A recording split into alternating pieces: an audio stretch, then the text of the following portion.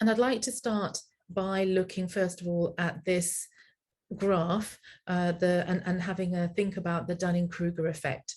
So David Dunning and Justin Kruger, both psychologists, and they developed this concept in 1999 at Cornell University. And through their research, what they found is that some of us are a little bit overconfident in our skills and our abilities, and we can tend to overestimate our competence. However, if we're truly honest with ourselves, then we are unlikely to fall into that situation. So it was interesting that they picked that up. But then looking at imposter syndrome now, imposter syndrome actually sits on the opposite scale, if you like, and it's described as a feeling that one might get, and a feeling of undeserved success, or feeling self-doubt and constantly feeling like frauds. So looking at the graph for a moment, you have the Dunning-Kruger effect there with a feeling of high perceived ability, but low actual ability. And on the opposite side, imposter syndrome, where you have a situation where one has high ability, but perceives it to be low.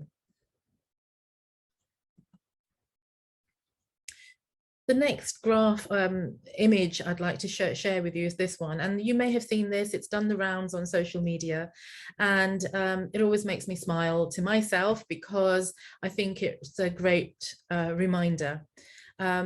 So there you are, or there I am in the little grey circle, and in that circle it says what I know, and around the grey circle is a massive yellow circle, which is what I think others know.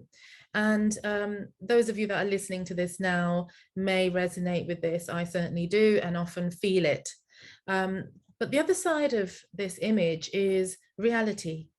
So the reality probably is that what you know and what everybody else knows is probably the same size.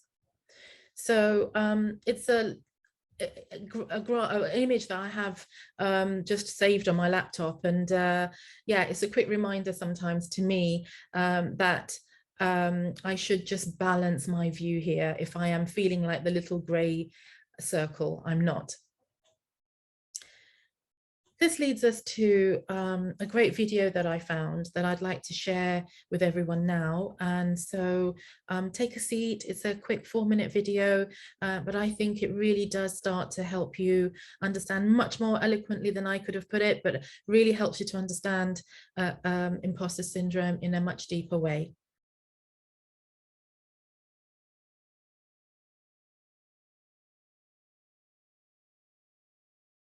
I'll put the link to the video either in the newsletter if you're watching this through the newsletter, and certainly on the YouTube comments area, I'll make sure that the link to this video is there.